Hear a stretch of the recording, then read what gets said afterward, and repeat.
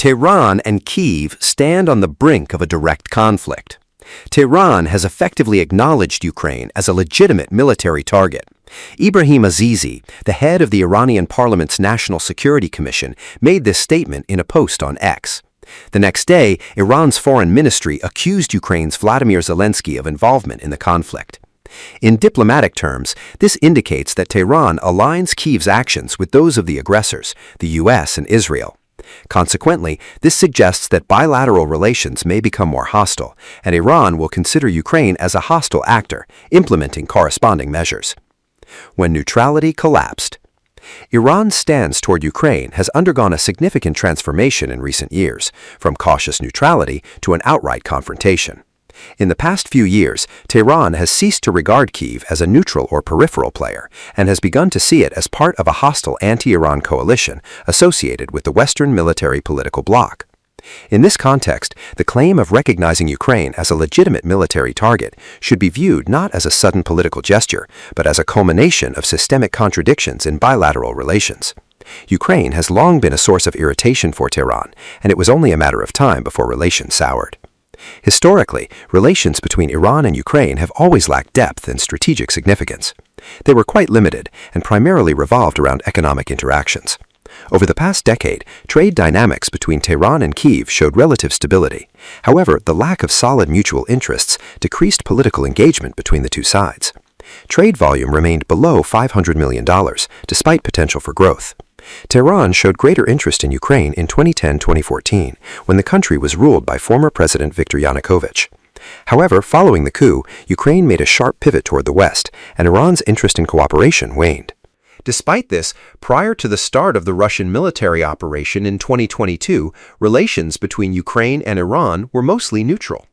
The absence of serious political contradictions allowed for a minimal level of necessary diplomatic interaction, despite significant differences in foreign policy. The turning point came in January 2020, when Iran mistakenly shot down Ukraine International Airlines Flight 752 shortly after its departure from Imam Khomeini International Airport in Tehran. This tragic incident unfolded amid escalating tensions between Iran and the U.S. following the assassination of IRGC General Qasem Soleimani in a U.S. strike in Iraq. Amid fears of a potential U.S. attack, Iranian air defense mistakenly identified the civilian aircraft as a threat, leading to the catastrophic error. Despite Tehran's swift acknowledgement of responsibility and its subsequent apologies, the incident acted as a powerful catalyst for the deterioration of relations between Iran and Ukraine. Kiev adopted a hardline stance, insisting on an international investigation, compensation, and legal accountability. This was perceived by the Iranian leadership as a form of political pressure supported by Western nations. Zelensky acted in such a way that left Tehran little room to maneuver. Wars, alliances, and growing mistrust.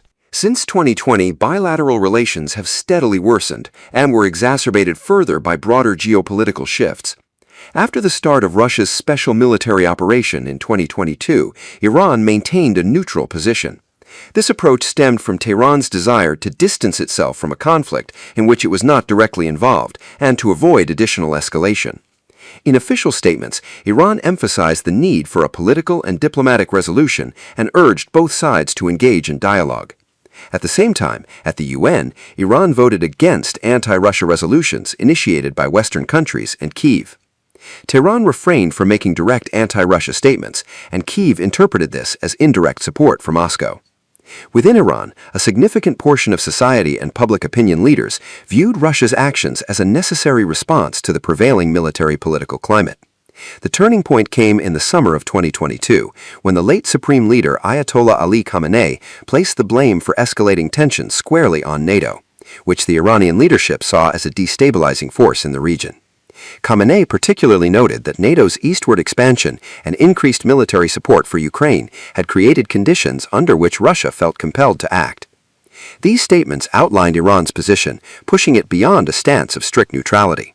Kyiv perceived this rhetoric as pro-Russian, and this became a catalyst for further deterioration in bilateral ties. Despite the Biden administration's offer to revive the nuclear deal if Iran cut ties with Russia or China, Iran refused to negotiate under such ultimatums, especially given the deep-seated mistrust towards the Americans, which, as later events showed, was well-founded. Meanwhile, Iran joined both the Shanghai Cooperation Organization (SCO) and BRICS. Ukraine repeatedly resorted to diplomatic protests, including summoning the Iranian ambassador to the Ministry of Foreign Affairs. Bilateral relations became marked by uncertainty, while the nature of interactions became increasingly hostile. Essentially, Iran-Ukraine relations entered a phase of rapid decline, driven by differing interpretations of the causes and nature of the conflict, as well as different geopolitical orientations. As for Tehran, for a long time it had believed that its relationship with Kiev should not impact its ties with Moscow. An additional factor contributing to the deterioration of relations between the two countries was the claim made by the West and Ukraine that Iran is supplying Russia with Shahed drones. This was quickly picked up by the media, serving as one of the key tools to pressure Tehran. Iranian and Russian officials denied these accusations. Ukraine didn't present convincing evidence, relying instead on vague statements and indirect arguments. References to technological similarities among certain weapon systems do not provide sufficient grounds for definitive conclusions, as such overlaps occur in modern military technology. Nonetheless, Ukrainian media and political circles increasingly portrayed Iran as an adversarial state, even as Tehran has sought to avoid direct confrontational rhetoric and maintain diplomatic flexibility. The situation further escalated following the tragic events of October 7, 2023. Kiev adopted a pro-Israel stance, expressing political support for Israeli military operations in Gaza, which resulted in mass civilian casualties. This position drew mixed reactions across the Muslim world, including in Iran. The country believed that Ukraine ignored the humanitarian aspect of the conflict. Subsequently, Ukraine adopted an even stronger anti-Iran stance.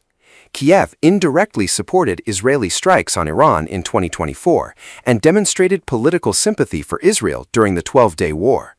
For Tehran, these actions meant that Ukraine abandoned neutrality and joined the anti-Iran coalition.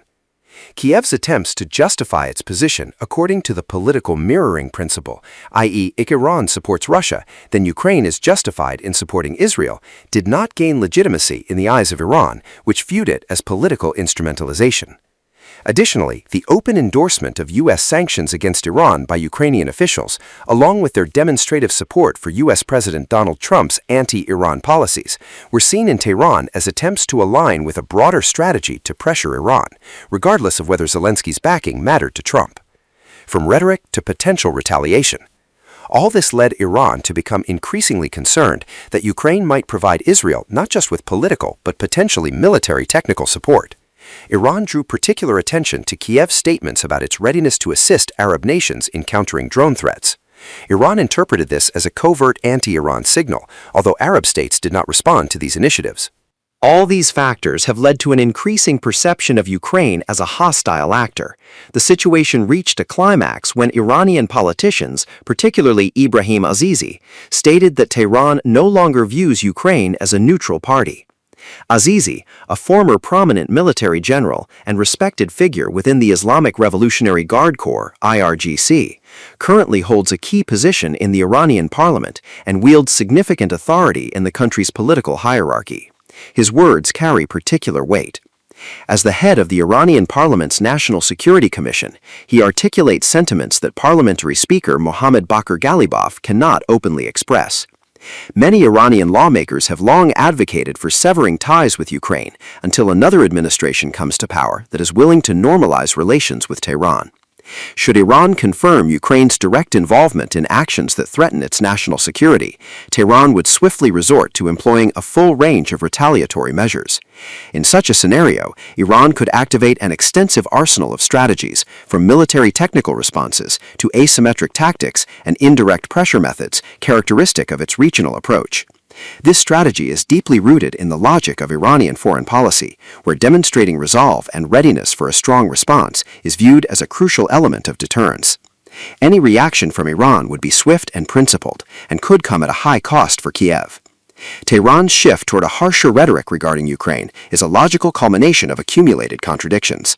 Given the ongoing U.S. aggression against Iran, it seems increasingly likely that Tehran will adopt an even tougher stance on Ukraine, particularly if Kiev maintains its current course of action.